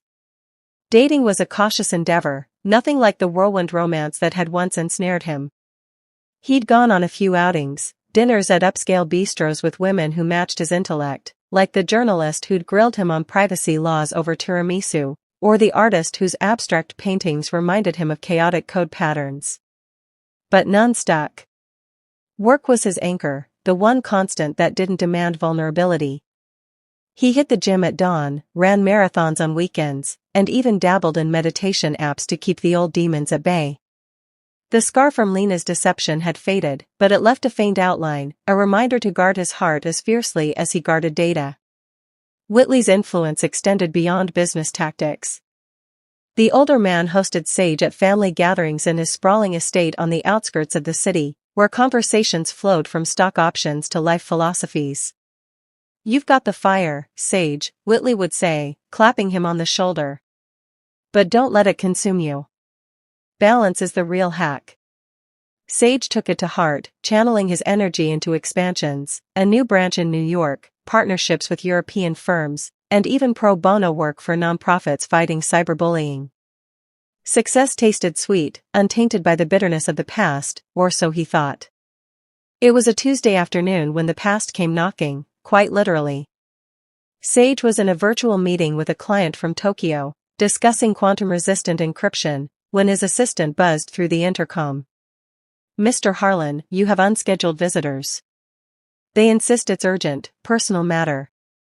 Sage frowned, muting the call. "Names?" "Lena Vasquez and Jamal Reed." The words hit like a glitch in the matrix, freezing his thoughts for a split second. He hadn't heard those names in years, not since the courtroom echoes and the final severance of ties. Composing himself, he ended the meeting early with apologies and instructed his assistant to send them in. Curiosity edged out caution. What could they possibly want after all this time? The door opened, and in walked Lena and Jamal, shadows of their former selves. Lena's once vibrant curls were limp, tied back in a hasty ponytail, her designer clothes replaced by a faded blouse and jeans that hung loosely on her frame. Jamal, the smooth talker who'd orchestrated so much chaos, looked gaunt, his eyes darting nervously, beard unkempt. They carried the air of people who'd been running, from debts, from failure, from themselves. "Sage," Lena breathed, her voice a mix of relief and desperation as she stepped forward. "God, it's good to see you. You look successful." Jamal nodded vigorously, forcing a smile that didn't reach his eyes. "Yeah, man. Place is impressive. Heard about your firm, killing it out there." Sage remained seated, gesturing to the chairs opposite his desk. "What brings you here?" His tone was neutral, a firewall against the flood of memories threatening to breach. They exchanged glances before Lena spoke, wringing her hands. We're in trouble, Sage. Big trouble. After everything, we tried to start over. Jamal had this investment scheme, real estate flips in Miami. It seemed solid at first. Jamal jumped in, his words tumbling out. Crypto was booming back then. We pulled what we had, leveraged some loans. But the market crashed, you know? Regulations hit hard, partners bailed. We lost everything, house, cars, savings. And now, creditors are after us. Serious ones. They're threatening lawsuits, repossessions. Worse. Lena's eyes welled up. We didn't know where else to turn. You're doing so well now, with Whitley and all. For old time's sake, Sage. We were family once. Help us out, just a loan, or a job here. Anything. The plea hung in the air, thick with irony. Sage felt a stir in his chest, an old echo of loyalty that had once blinded him. Images flashed, late-night laughs over pizza, shared dreams of striking it rich, the illusion of unbreakable bonds. But then came the sharper recollections, the forged signatures, the emptied accounts, the courtroom where their schemes unraveled, leaving him to pick up the pieces alone. He leaned forward, steepling his fingers. Old times, he echoed softly. You mean the times when you used my trust as collateral? When you left me holding the bag for your ventures? Lena flinched. We were desperate back then too. Young, stupid. But we've changed, Sage. Learned our lesson. Jamal leaned in, desperation cracking his facade. Come on, brother. Blood's thicker than water. You owe it to the crew, to what we built together. Sage's jaw tightened. Oh? The word ignited a quiet fire. He'd rebuilt without them, turned their betrayal into fuel. Whitley's words echoed, verify everything twice. He saw through their words now, the same manipulative glint, the appeal to nostalgia masking self-interest. Rising slowly, Sage walked to the window, gazing at the city below. Cars zipped by like data packets, efficient and purposeful. His life had become that, streamlined, secure. Turning back, he met their eyes with calm resolve. I'm sorry you're in this mess. Truly. But I can't help you. Not with money, not with a job. That door closed years ago. Lena stood, voice rising. Sage, please. We're not asking for much. Just a lifeline. He shook his head. You burned too many bridges. Find your own way out, like I did. Jamal's face hardened, but defeat lurked beneath. So that's it? Turn your back on us? It's not turning my back, Sage replied evenly. It's moving forward. Good luck to you both. As his assistant escorted them out, Sage felt a weight lift, lighter than he'd anticipated. The encounter, brief as it was, affirmed the man he'd become, resilient, discerning, unburdened by ghosts. Returning to his desk, he pulled up the next project file, the holographic display flickering back to life. The future stretched ahead, clear and coded in his favor. But the visit lingered like a faint virus in his system, prompting reflection as the day wore on. That evening, over dinner with Whitley at a rooftop restaurant, Sage recounted the encounter. The older man listened, swirling his wine. Smart move, son. Parasites like that drain you dry. You've outgrown them. Sage nodded, the city lights twinkling below like stars in a digital sky. Yeah. Feels good to finally shut that chapter. Whitley raised his glass. To new horizons. Clinking glasses, Sage felt the affirmation settle deep. His firm thrived, partnerships solidified, and personal walls held firm. Dating remained on the periphery, a coffee here, a gallery visit there, but nothing that distracted from his empire building.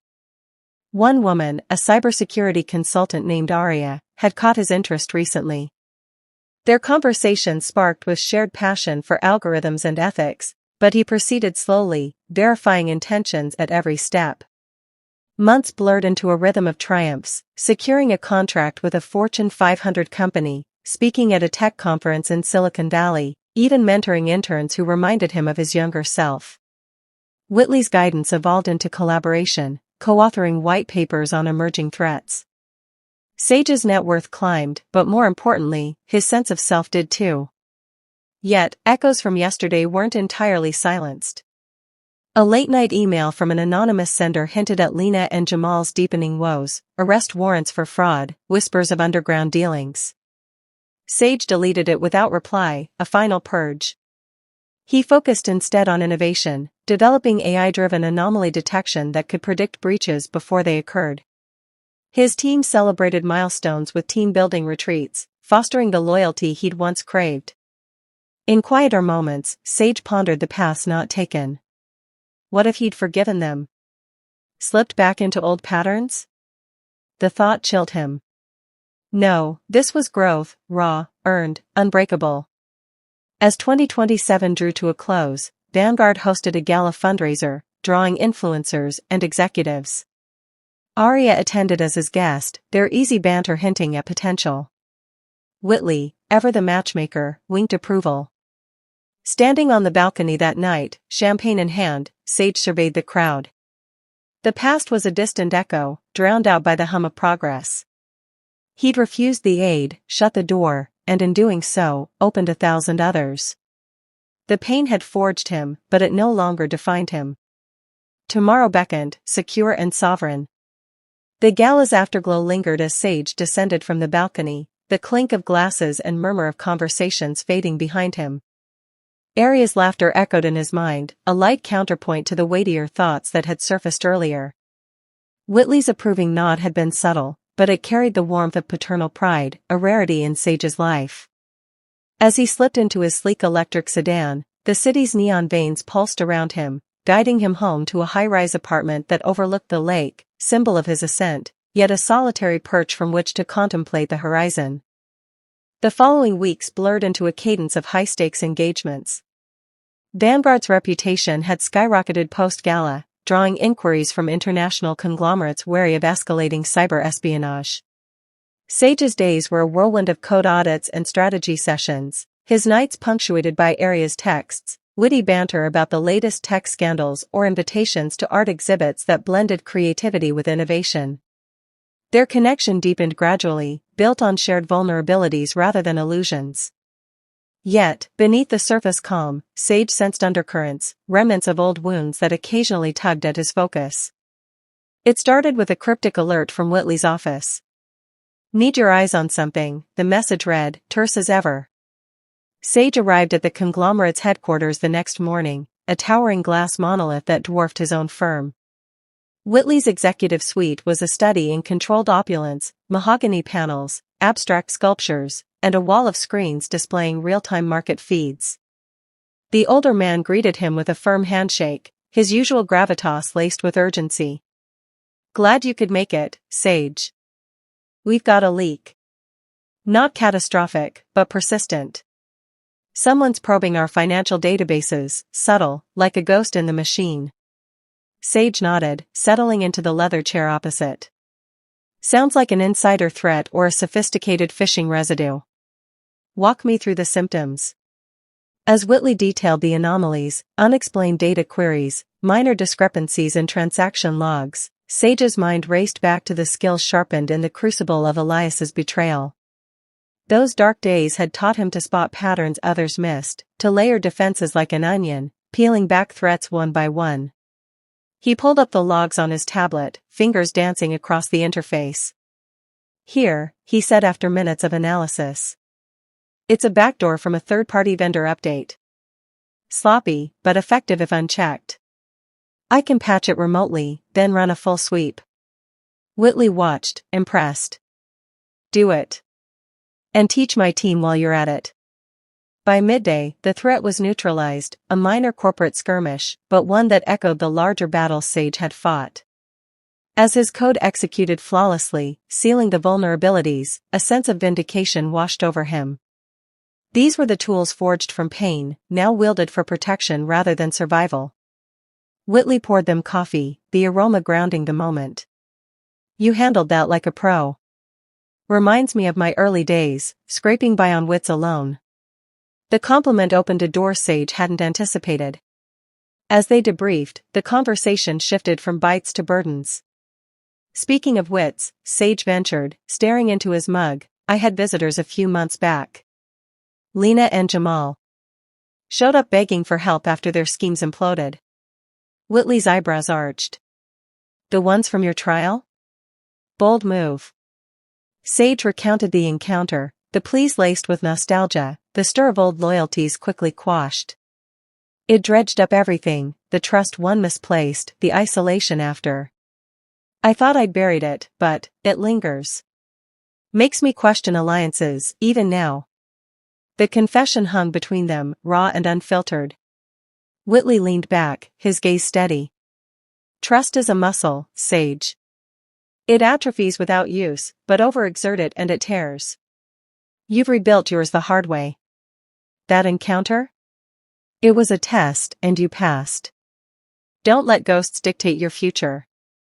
The words resonated, easing a knot Sage hadn't fully acknowledged. Confronting those lingering doubts aloud, in the presence of a mentor who'd become a confidant, felt like shedding armor.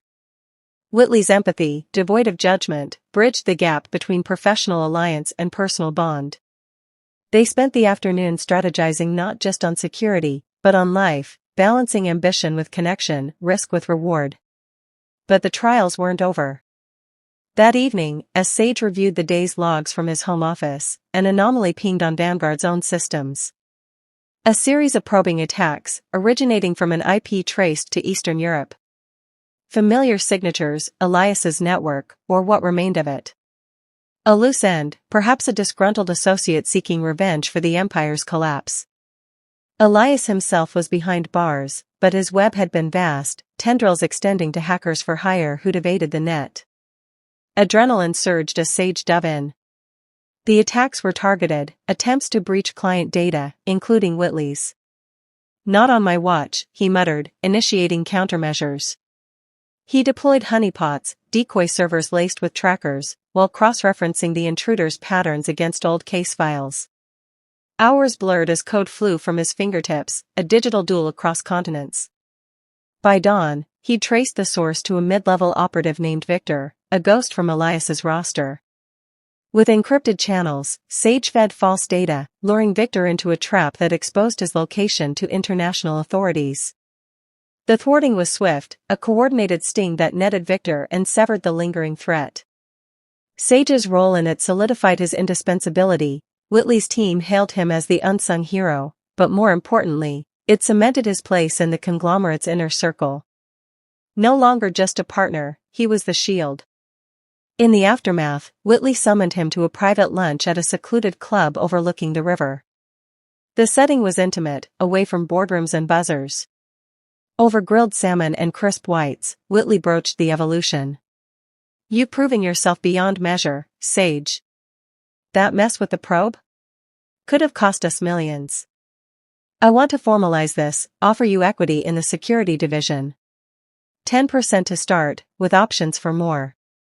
Make you family, in business, and beyond. Sage paused, fork midway. The proposal symbolized more than shares, it was an invitation to belonging, a new lineage free from betrayal's taint. I'm honored, he replied, voice steady. Let's do it. To building something lasting. They shook on it, the deal inked by week's end. The partnership deepened, with Sage co-leading initiatives that merged Vanguard's agility with Whitley's scale. Arya noticed the shift, teasing him over dinner about his corporate glow-up. Their relationship blossomed, tentative dates evolving into weekends exploring the city's hidden gems, museums where history met holograms, parks where they debated AI ethics under ancient oaks. Yet, closure beckoned. One crisp Saturday morning, Sage felt the pull to confront the remnants head-on. He drove to the old haunts, the dingy warehouse district where Elias's operations had thrived, now gentrified into lofts and cafes. Parking near the abandoned lot that once housed their makeshift HQ, he walked the cracked sidewalks, memories surfacing like deleted files recovered. Here, the first heist plans, there, the betrayal's epicenter. But the sting had dulled, replaced by detachment. He stood at the river's edge, where he'd once tossed a burner phone in frustration, and released a breath held too long. The past wasn't erased, but it no longer anchored him. With Whitley's equity stake in his pocket, metaphorically and literally, and Aria's message buzzing on his phone about an upcoming trip, Sage turned away. The old echoes faded, supplanted by the promise of uncharted code. As winter's first snow dusted the city, Sage's life hummed with purpose. The corporate threat resolved, trust issues aired and mended, revenge thwarted, the trials had forged unbreakable bonds. Whitley's family gatherings now included him without question, toasts raised to collective victories. Vanguard expanded, hiring specialists in AI ethics, a nod to Sage's evolving vision. Aria became a fixture, their conversations delving into futures intertwined. "You've come so far," she said one evening, as they watched the skyline from his balcony. "From survivor to architect." He smiled, pulling her close. "And you're part of the blueprint now." The equity deal unlocked new ventures, joint R&D labs pioneering quantum security, philanthropy arms aiding at-risk youth in tech education, echoes of Sage's own path, redeemed. Whitley's mentorship morphed into partnership, late-night calls blending strategy with stories of bygone eras. Visiting those old haunts had been the final rite. No grand epiphany, just quiet release. Sage discarded a faded photo from his wallet, him, Lena, Jamal in better days, watching it flutter into a bin. The wind carried it away, along with the last vestiges of regret. Forward momentum defined him now. A keynote speech at a global summit loomed, where he'd unveil Vanguard's latest innovation, an adaptive AI that learned from threats in real time. Whitley would introduce him, pride evident. Aria planned to attend, her support a silent strength. In the quiet of his apartment, Sage reviewed the speech, words flowing with conviction. Trials of trust had tested him, but he'd emerged fortified.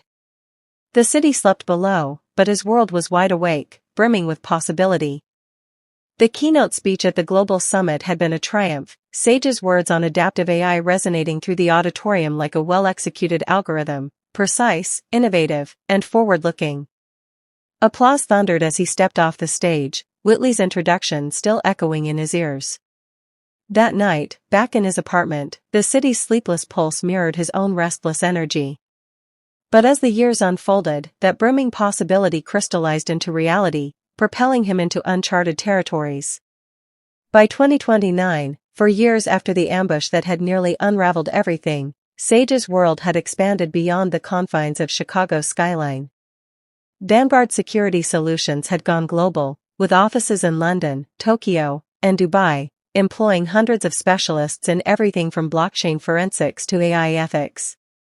The firm wasn't just a service provider, it was a think tank, consulting for multinational corporations and governments on preempting digital Armageddons. Sage's innovations, patented algorithms that predicted cyber threats with uncanny accuracy, had earned him accolades, including a spot on Forbes' list of top innovators under 40. Whitley's empire, intertwined through their equity partnership, stood unbreakable, a colossus spanning continents with diversified holdings in sustainable tech and urban development. Together, they'd weathered market crashes and geopolitical shifts, emerging stronger, their alliance a blueprint for resilience. Sage's routine had evolved into a symphony of international calls and jet-setting summits.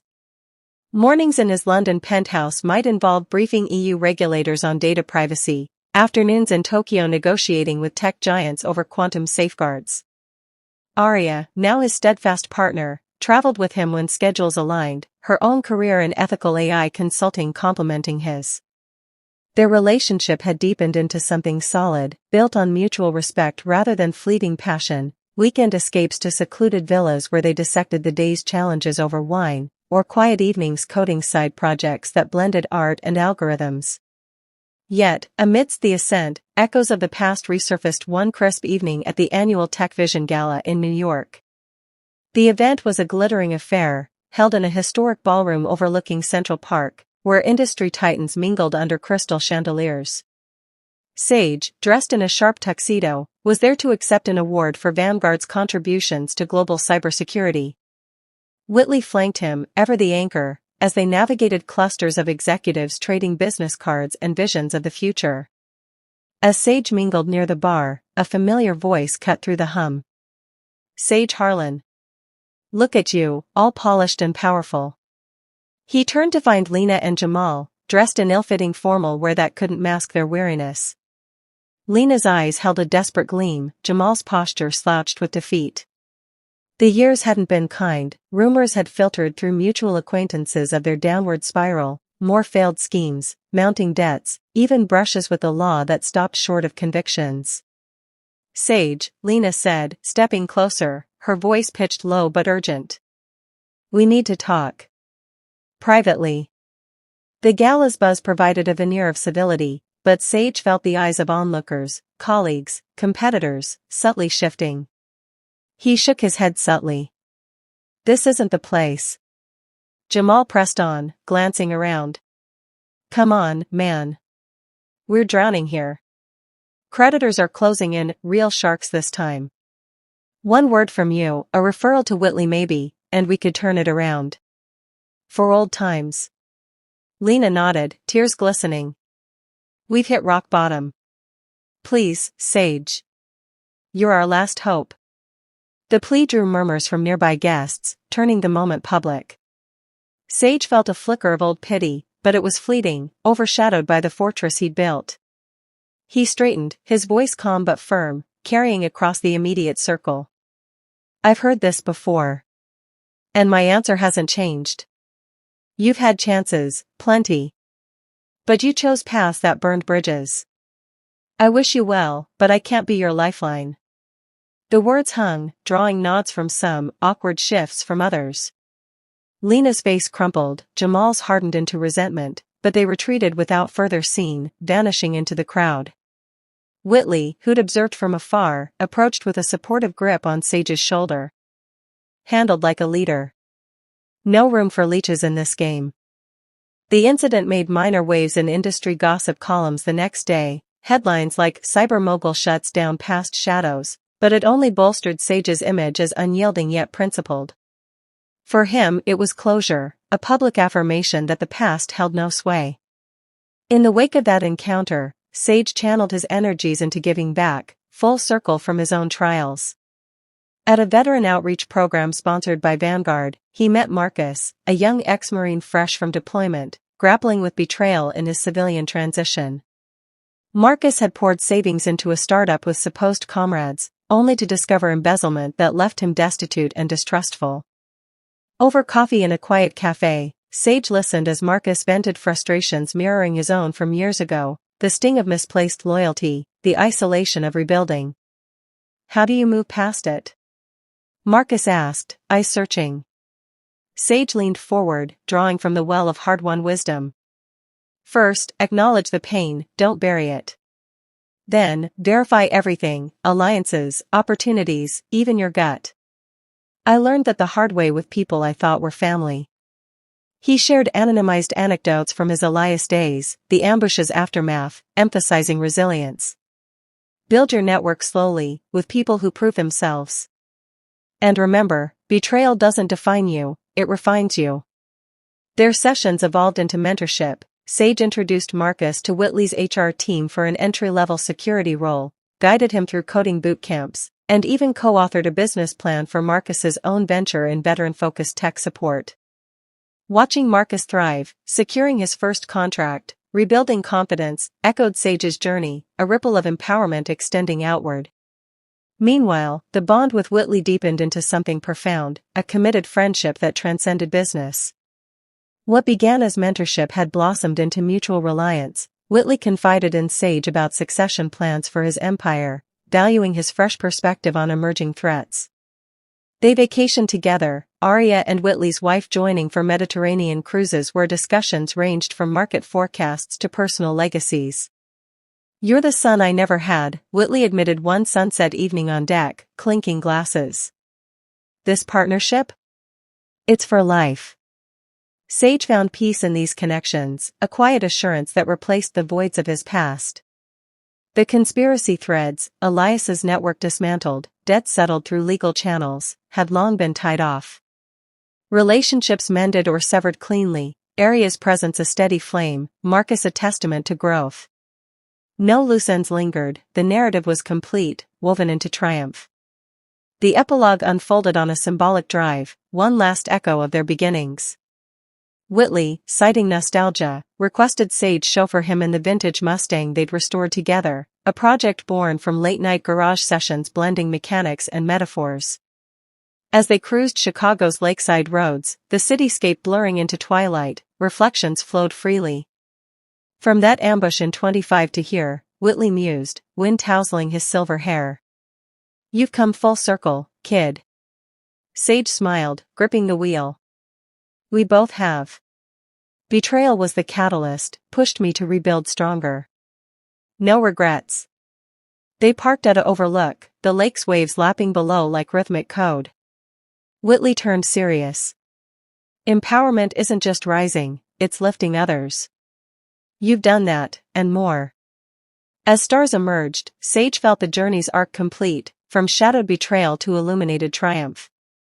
The drive back was silent, content, a final nod to origins before accelerating into tomorrow's horizons.